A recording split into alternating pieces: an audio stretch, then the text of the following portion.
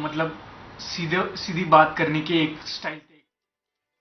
नातून प्रवास करत होते ते विमान एअर स्ट्रीप सोडून काही किलोमीटर पुढे भरकटलं आणि त्यानंतर या ठिकाणी अपघातग्रस्त झालं।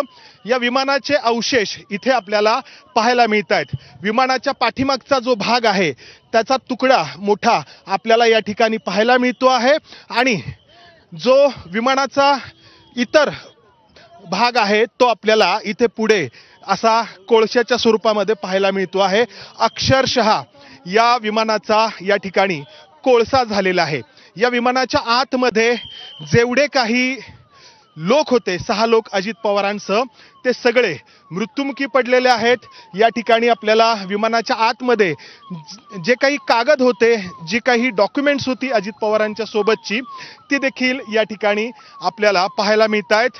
आपल्याला खूप मोठ्या प्रमाणामध्ये इथं लोक पाहायला मिळत आहेत जे हे अपघात स्थळ या ठिकाणी आहे तिथे जमा झालेले आहेत। बारामतीच्या परिसरामधले हे सगळे लोक आहेत आणि महत्त्वाची गोष्ट ही आहे की इथून एअरपोर्ट जे आहे ते खूप अंतरावरती आहे। एअर स्ट्रीप जी आहे ती खूप अंतरावरती आहे आणि तिथून हे विमान इतक्या लांबपर्यंत भरकटलेलं आहे। काही लोक आहेत त्यांच्याशी आपण बोलण्याचा प्रयत्न करूयात। एअरपोर्ट इथून किती अंतरावरती असेल, किती किलोमीटर? 1-1.5 किलोमीटर आहे सर। 1 ते 1.5 किलोमीटर अंतरावरती आहे। म्हणजे इथून आपल्याला जर कॅमेरामध्ये जर दिसले ते एअरपोर्टचा जो पुढचा भाग आहे तर त्याच्यावरून आपल्याला अंदाज येईल की किती लांब एअरपोर्ट पासून हा अपघात झालेला आहे। काही किलोमीटर अंतरावरती हा सगळा परिसर आहे। इथं शेतजमीन आहे, इथं हे काही लोकांची घरं आहेत आणि या अशा भागामध्ये येऊन हे विमान अपघातग्रस्त झालेलं आहे। म्हणजे रनवेवरती एअर स्ट्रीपवरती हा अपघात झालेला नाही तर बऱ्याच किलोमीटर अंतरावरती हा अपघात झालेला आहे। या विमानाचा पूर्णपणे हा जो विमानाचा भाग आहे तो जळून खाक झालेला आहे। इथे आपण जर पाहिलं तर पोलीस जे बघे आहेत त्यांना दूर करण्याचा प्रयत्न करत आहेत। या ठिकाणी वरिष्ठ पोलीस अधिकारी दुर्मिळ प्रजाति के राजनीति के नेता थे। आप सोच सकते हो कि 90 से वो विधायक रहे हैं, बीच में सांसद भी रहे। पूरे महाराष्ट्र में कोई भी पार्टी का नेता हो इतने वोटों से चुन के नहीं आता। इतने वोटों से चुन के आने वाले अकेले नेता अजित दादा है।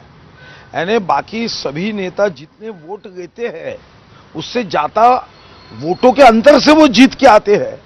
इसका अर्थ ऐसा है कि उनके पीछे एक बहुत बड़ा जनसमर्थन रहा है और कार्यकर्ता दादा को सिर्फ दादा नाम से या शब्द से नहीं पुकारते थे। एक सही में भाई का रिश्ता, कार्यकर्ताओं के साथ एक परिवार के प्रमुख का रिश्ता, ये उनकी विशेषता रही है। हर मंगलवार को मंत्रियों के साथ चर्चा, विधायकों के साथ चर्चा। मैं नहीं समझता, मैं इतने वर्षों से विधायक हूं, कि ऐसा कोई राजनीतिक नेता इतनी निरंतरता के साथ अपने कार्यकर्ताओं को, अपने विधायकों को, अपने मंत्रियों के साथ बैठ सकता है। ये मैं तो 95 से मैं विधायक हूं, मैंने तो कभी मेरे पार्टी में भी नहीं देखा। और उनकी सभा की शुरुआत आप देखिए, शुरुआत में वो जो नाम लेते ना, वो कौन से कार्यकर्ताओं के, छोटे से छोटे कार्यकर्ताओं के काम से उनका जब नाम मंच पर लेते तो मैं समझता हूं कि कार्यकर्ताओं की नाम लेकर उनकी पीठ थपथपाना ऐसे भी दुर्मिळ नेता है। आज सवेरे 6 बजे से काम शुरू करने वाले नेता,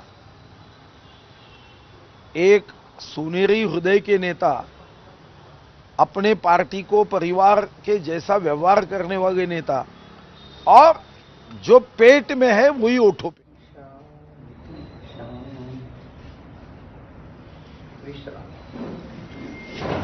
इंद्रनील नाईक आणि त्यांच्या पत्नी देखील प्रचंड भावुक झालेल्या आहेत। महाराष्ट्राच्या राजकारणानं एक अत्यंत उमदा नेता गमावलाय, हीच प्रत्येकाची भावना आहे। नेत्यांच्या डोळ्यातल्या अश्रूंना सध्या खळ नाहीये, तर बारामतीच्या रुग्णालयाबाहेर देखील प्रचंड मोठी गर्दी झालेली आहे आणि प्रत्येकाच्या डोळ्यामध्ये अश्रू आहेत, पाणी आहे। अजित पवारांची अकाली एक्झिट प्रत्येकाच्या मनाला चटका लावून गेलेली आहे।